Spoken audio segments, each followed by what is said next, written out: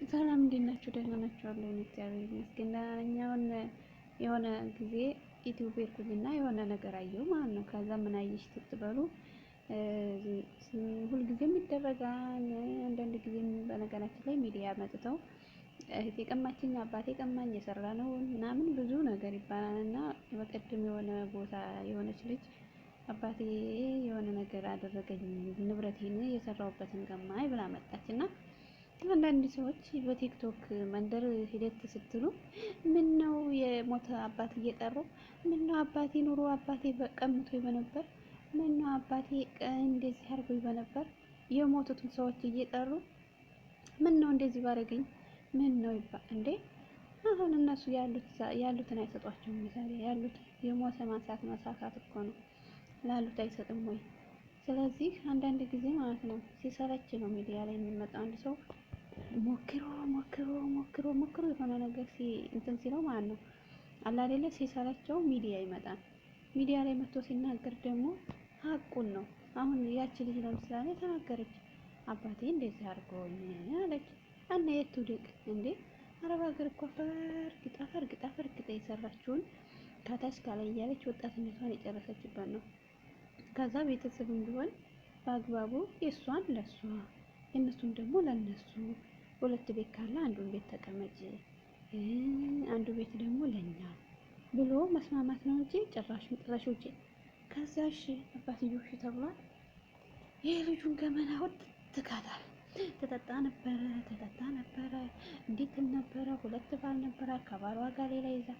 አያችሁ ሁል ጊዜ የሆነ ከልጅ ይሆናል አይደለ? የሆነ ነገር ሲፈልግ የሆነ ሰው የሌለብንን ነገር አምጥቶ ይናገራሉ ማለት ነው።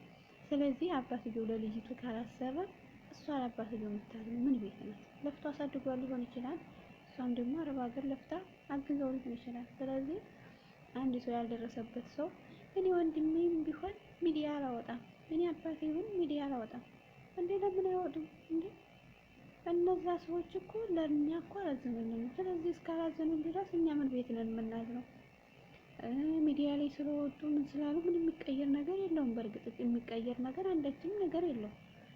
ግን ቢሆንም ሁሉም ከስህተቱ መማር አለበት። በቃ እኔ ስህተቴ ነው ብሎ የሆነ ሰው መማር አለበት እንጂ አይምሮ ለመንካት ያችን ልጅ የሌለባትን አምጥቶ እንትን ማለት የለበትም። ከዛ ደግሞ ሰዎች ሚዲያ ላይ መጥተው ያችን ልጅ አባትና እናቱን ወግኖ እኔ እንዲህ አላረግም ማለት የለብንም።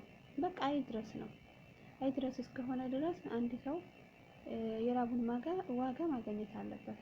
እስከ ለፋ ድረስ አለወጣለሁ ብሎ ነው ከሰው ሀገር የመጣው። ከሰው ሀገር ከተለወጠ በቃ ሀቅ ነው። ልጅቱ ምን አለች? ባሌ ጋር ተፈራርመን ተጋብተናል። ባልዮ አሸነፉት በክርክር ማለት ነው። ከዛ በክርክር አሸነፈችው በኋላ ግን ቦታዬ ነው ስላለ አይደለም ሀቅ አይደለም ታውኩለት አለ። አየችው። አንዳንድ ጊዜ ስደት ብዙ ነገር ያስተምራል። ሀገር ቤት ያሉት ግን ምንም አይማሩ ምንም። አሁን አንዳንድ ጊዜ እኔ እንደዚህ ያደርጉም እኔ እንደዚህ ያደርጉም የሚሉ ሊኖሩ ይችላሉ። መልካም አያደርጉም። ግን አንዳንዶቹ ለፍተን የምንሰጣቸው አይመስላቸውም። የሆነ በቃ ታች ላይ የምንል አይመስላቸውም።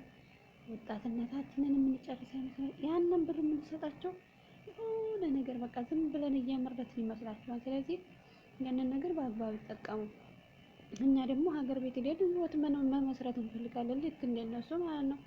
ስለዚህ ሄደን በአግባቡ የሆነ ነገር ካልተሰጠን በቃ ምንም አማራጭ የለውም። አንዳንድ ሰዎች እኮ ዝም ብለው ንብረታቸውንም ተቀምጠው ምን ብለው የሆነ ቦታ ስትደርሱ እዛ ከሄዳችሁ በኋላ እነሱ በበሉት እኮ ለወንድ ይሰጣ ወንድ ጋር እንዲህ አርጋ እያሉ ነው እንጂ የሚያሙት ስም ይወጣል። ከቤት ይከተላል። ጎረቤት ይከተልና ሽክ የከለሌ እኮ ስደት ሄዳ ነበር። አይ ምንም አልሰራች እኮ ለወንድ ሰጣ ምናምን ተበልታ መጣች ስራቸው። ስለዚህ እንደዛ ከመሆኑ በጣም ቤተሰብ የሚሰቡልን እኛ የምንሰብላቸው። እኛ እኮ በእርግጥ ብዙ ነገር ያስተማረ ብዙ ነገር ተምረናል። የማይማሩትስ እነሱ። ስለዚህ እና በሰው አትፍረዱ።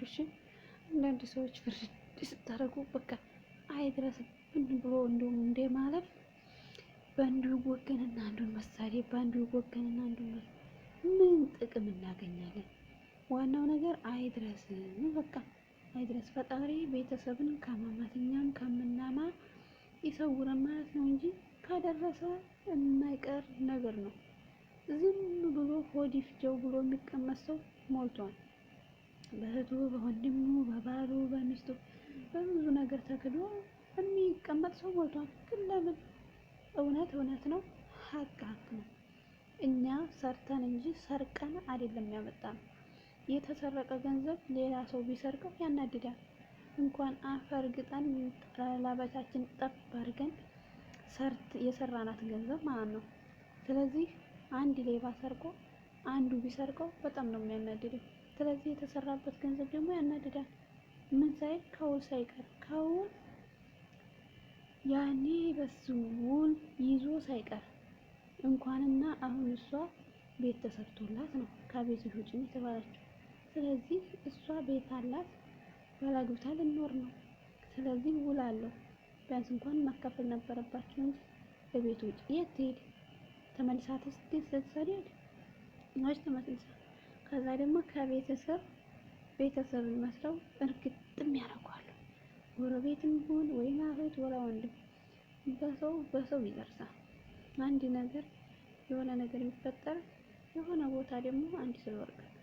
ስለዚህ አያድርስ ብሎ ማለፍ ነው እንጂ ለአንዱ ወግኖ አንዱን መሳደብ የለም። ለምን አደባባይ መጣች፣ ለምን ወቀሰች፣ ለምን ከሌ እህቱን አወጣው ወንድሙን አወጣው ተብሎ የሚታው አይደለም። የላብ ዋጋ ነው፣ በቃ የላብ ዋጋ ነው። የላብ ዋጋ ደግሞ የትም አይቀርም፣ ለራስ ነው የሚሆነው። ስለዚህ እንደዛ ነው እላችኋለሁ። ፈጣሪ ከሰው ፊት አያዋርደን፣ ከሰው ፊት እንዲሁ አያቁመን። እንደ ወንድሙን ወንድም እህቱን እህት አይክሰሰው። እንደ መጨረሻው ዘመን አይሆን። ሰው ልጅ ተክዶ ገንዘብ የሚመለክበት ዋናው ነገር ፍቅር ነበር። ይሄ ተበልቶ የሚያልቅ ገንዘብ እያጣላ ነው ሰውን ያለው ማለት ነው። እና እንደዛ ስለሆነ ነው ሁላችንም ባንወግን ጥሩ ነው። አያድርስ ብለን የምናልፍ ነው። የሰው ልጅ ክቡር ነበረ፣ ግን አሁን ላይ ገንዘብ ነው እየበለጠ ያለው ከሰው ልጅ።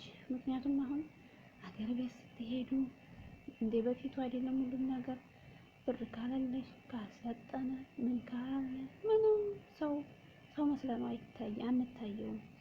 ስለዚህ አንድ ሰው ካላለው በቃ የለውም፣ ይገለላል ማለት ነው። ስለዚህ ያው ምንም ማድረግ አይቻልም። ገንዘብ ነው ዘመዴ ብለን የለን ገንዘብ ነው ዘመዴ ስላልን ይህን ነገር ደግሞ ሁሉም ሰው ማስተካከል አለበት። የሰው ሀቅ መብላት የለበትም። የሰው ሀቅ በቃ የሰው ነው፣ ደም ነው በቃ።